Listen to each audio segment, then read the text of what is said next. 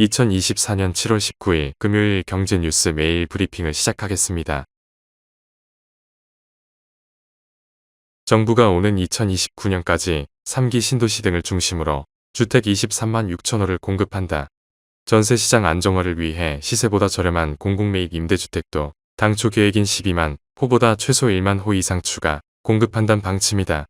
아울러 조치의 신속 이행 점검을 위해 관계부처 TF를 매주 가동하고 추가 주택 공급 확대 방안도 오는 8월 중 내놓기로 했다. 정부는 18일 오후 정부 서울청사에서 최상목 부총리 겸 기획재정부 장관 주재로 제7차 부동산 관계장관 회의를 열고 이같이 밝혔다. 아울러 신축 소형 B아파트 구입 시 세제 지원, 주택 청약 시 무주택 인정 소형주택 범위 확대 등을 통해 민간 공급 확대도 유도할 방침이다. 다음 뉴스.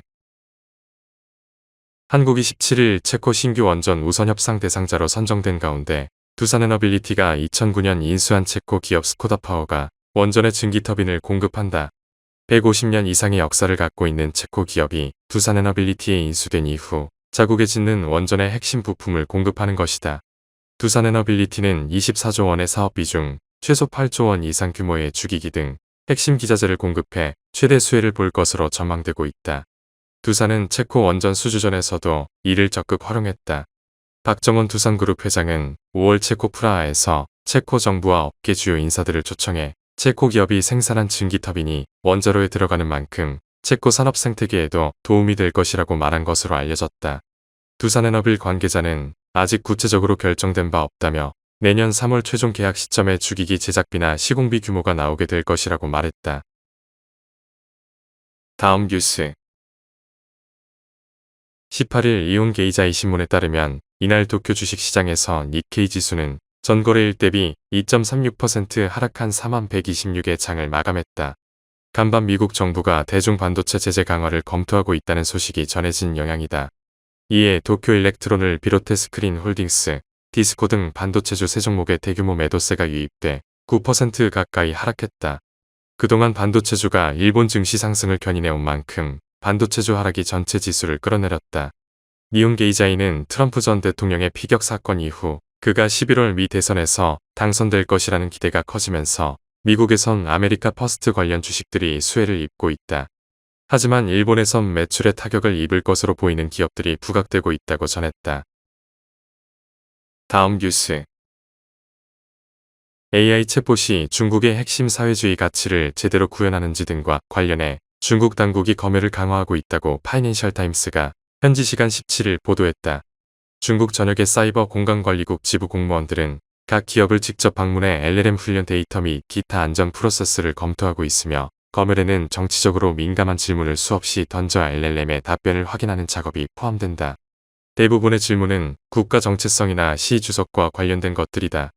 파이낸셜 타임스는 중국이 만리 방화벽을 도입한 지 20년이 지난 상황에서 중국은 AI 및 AI가 생성한 콘텐츠를 관리하기 위해서도 세계에서 가장 엄격한 규제 체제를 도입하고 있다고 평가했다. 다음 뉴스. 영국 대형 투자은행 바클레이즈가 한국의 세계국채지수 편입이 내년 3월 이뤄질 것으로 전망했다.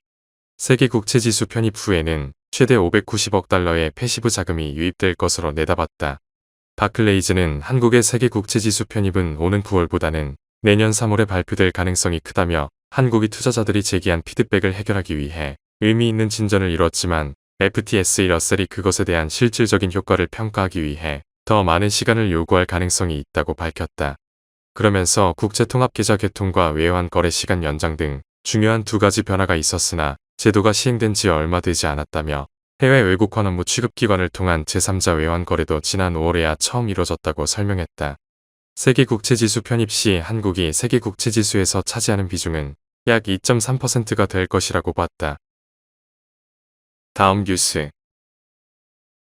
현지 시간 17일 파이낸셜 타임스에 따르면 리 교수가 지난 4월에 설립한 월드랩스는 최근 안드레센 호로위츠와 레디컬 벤처스를 비롯한 주요 투자자들로부터 1억 달러를 최근 투자 유치하고 10억 달러의 기업 가치를 인정받았다.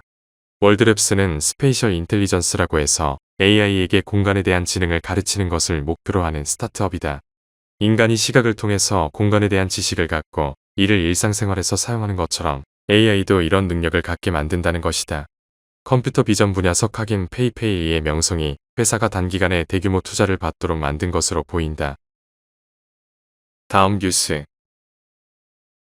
현지 시간 17일 CNN 비즈니스에 따르면 세계적인 주류 업체 프랑스 페르노리카는 이날 호주, 뉴질랜드, 스페인에 있는 7개의 와이너리를 포함해 와인 브랜드 10개를 매각할 것이라고 발표했다. 페르노리카는 앱소루트 보드카, 제임슨 위스키, 올메카 데킬라, 비프 이터진 등의 브랜드를 소유하고 있다. 페르노리카가 와인 사업을 접게 된 건 2018년부터 전 세계적으로 와인 소비가 꾸준히 줄어들고 있어서다. 국제와인협회에 따르면 지난해에는 전 세계 와인 소비량이 27년 만에 최저치를 기록했다. CNN은 와인 소비가 줄어든 것은 인플레이션에 따른 가처분 소득 감소와 중국의 경기 침체 때문이라며, 또한 소비자들이 건강을 고려해 맥주와 증류주를 선택하거나 술을 아예 끊는 경우도 늘고 있다고 설명했다. 페르노리카 역시 주류 소비 추세에 맞춰 프리미엄 주류 및 샴페인 브랜드에 더 많은 자원을 투자할 계획이다. 다음 뉴스. 유럽중앙은행이 기준금리를 연 4.25%로 동결했다. 수신금리와 한계대출금리도 각각 연 3.75%와 연 4.5%로 유지했다. 유럽중앙은행은 금리 동결 배경과 관련해 국내 물가 압력이 여전히 높고 서비스 인플레이션은 상승했으며 소비자 물가지수는 내년까지도 목표치를 웃돌 가능성이 높다고 설명했다. 이 같은 결과는 앞서 시장이 예상했던 대로다. 지난 6월 유럽중앙은행이 1년 11개월 만에 기준금리를 0.25%포인트 인하하며 피벗을 단행했지만 추가 인하에 앞서 임금과 경제성장, 생산성 등의 지표를 살펴볼 것이란 분석이다. 전문가들은 유럽중앙은행이 오는 9월 회의를 포함해 올해 1에서 2차례, 내년 말까지 5에서 6차례 기준금리를 인하할 것으로 보고 있다. 다음 뉴스.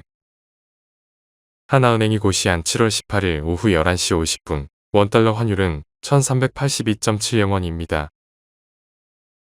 시청해주셔서 감사합니다. 더 좋은 영상을 위해 구독, 좋아요 부탁드립니다.